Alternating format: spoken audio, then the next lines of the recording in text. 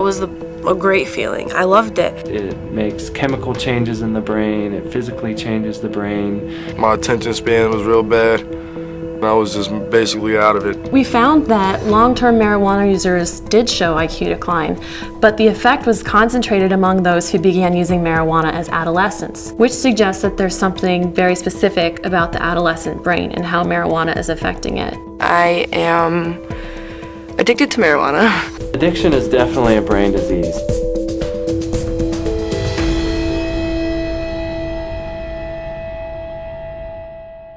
Teenagers today are more likely to smoke pot than cigarettes. In a recent survey, 23% of teens in the United States said they used marijuana in the last month. Over 6% of high school seniors reported smoking pot daily.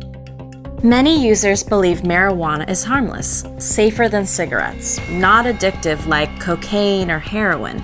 But what in fact are the risks? In this program, we'll try to answer 5 questions related to marijuana use. Does marijuana affect coordination? Does it increase the risks of mental illness?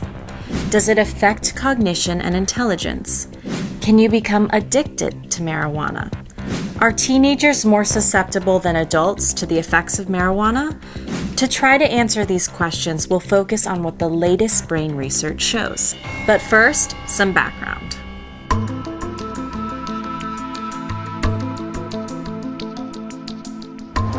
Weighing in at a mere 3 pounds, the human brain is an amazing organ, in many ways more powerful than any computer.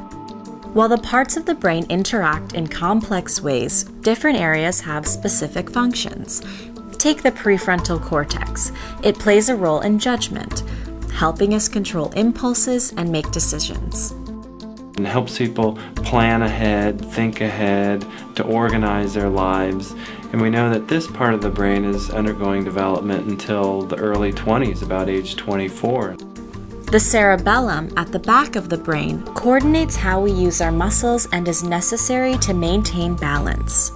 Well, the cerebellum is very important because that is motor control. That's where you have balance, you're able to play sports well or not. That begins to develop and get to a point where kids can really use it well in late childhood, early adolescence. That's where you see kids doing much better in sports and moving ahead with their motor control.